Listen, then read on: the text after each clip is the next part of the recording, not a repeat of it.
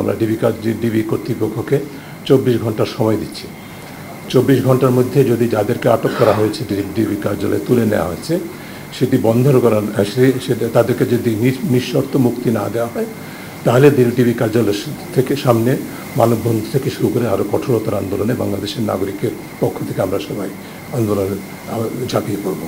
আমি শুরুতে বলেছি, আমরা সকলেই বলেছি আমরা উদ্বিগ্ন, আমরা শঙ্কিত, আমরা দেশের ভবিষ্যৎ, দেশকে একটা জাতিকে একটা ক্রান্তি লগ্নে ঠেলে দেওয়া হয়েছে, যেটাকে বলা হয় on the edge of collapse.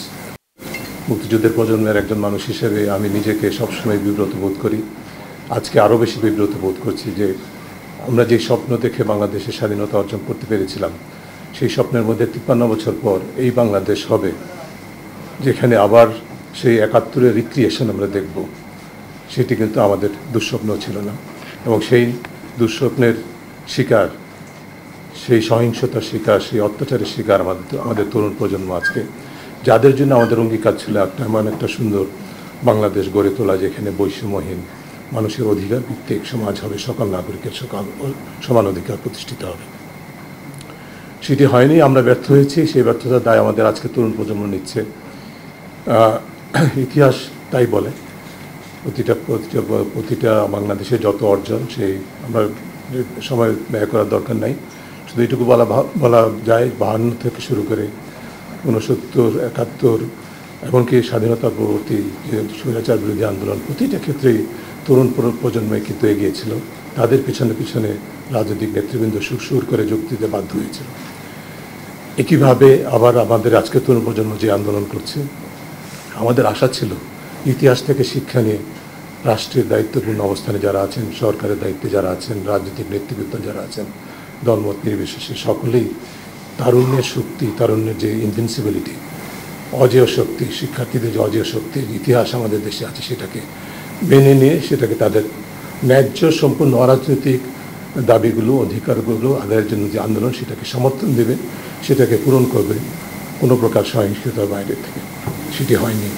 শুধু দুটো পয়েন্ট একটু বলে দিচ্ছি। প্রথম হচ্ছে যে আমাদের যে দাবিনামাগুলো আপনাদের কাছে যেটি উপস্থাপনা করা হয়েছে, বিতরণ করা হয়েছে, সংবাদকর্মী ভাই বোনদের কাছে বলছি, সেখানে 10 নম্বর যে দাবিটা আছে সেখানে আমরা ইতিমধ্যে রেজওয়ান হাসান বলেছিলেন, তারপরে আমি রিপিট করছি, আমরা অ্যাড করতে চাই যে গণমাধ্যমের উপর প্রত্যক্ষ পরোক্ষ প্রিন্ট, ইলেকট্রনিক, ডিজিটাল সব গণমাধ্যমের উপর প্রত্যক্ষ পরোক্ষ নিষেধাজ্ঞা প্রত্যাহার করতে হবে এবং সকল প্রকার নিয়ন্ত্রণ বন্ধ করতে হবে।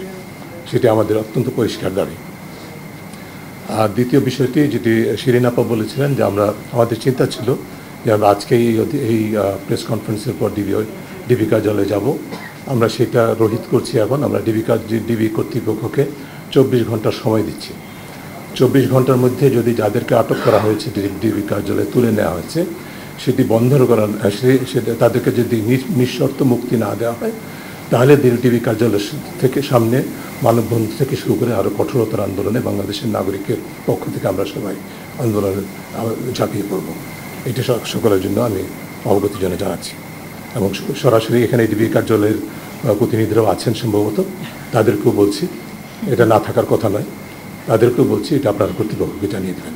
দু একটি কথা আমি বলতে চাচ্ছিলাম, তার মধ্যে প্রথম যে বিষয়টি সেটা হচ্ছে যে সরকার ভুলে গেছে, কর্তৃপক্ষ ভুলে গেছে যে মানুষের বাক স্বাধীনতা, মত প্রকাশের স্বাধীনতা, মানুষের অধিকার ভিত্তিক আন্দোলনের যে স্বাধীনতা, বৈষম্য বিরোধী আন্দোলনের যে স্বাধীনতা, সেটি সাংবিধানিক অধিকার, এটি কোনো অপরাধ নয়। এটা ভুলে গিয়ে এটাকে অপরাধ হিসেবে বিবেচনা করে রাজনৈতিক সুবিধা অর্জনের জন্যই হোক, যেই কারণেই হোক, প্রতিপক্ষকে ঘায়েল করার জন্যই হোক, যেই কারণেই হোক, তারা কিন্তু দমন নিপীড়নের পথ অনুসরণ করেছে। এবং এই পথে তারা সমস্ত রাষ্ট্রীয় প্রতিষ্ঠানগুলোকে, যাদের উপর অর্পিত দায়িত্ব আইনের রক্ষকের, তাদেরকে আইনের ভক্ষকে রূপান্তরিত করার সুযোগ করে দিয়েছে। এবং সেটা তারা অবারিতভাবে করতে পেরেছেন, কারণ দীর্ঘ প্রক্রিয়ার মাধ্যমে এই প্রতিষ্ঠানগুলোকে দলীয়করণ করা হয়েছে। দলীয়করণের মাধ্যমে অতিরিক্ত সক্ষমতা দেওয়া হয়েছে আইন বহির্ভূতভাবে।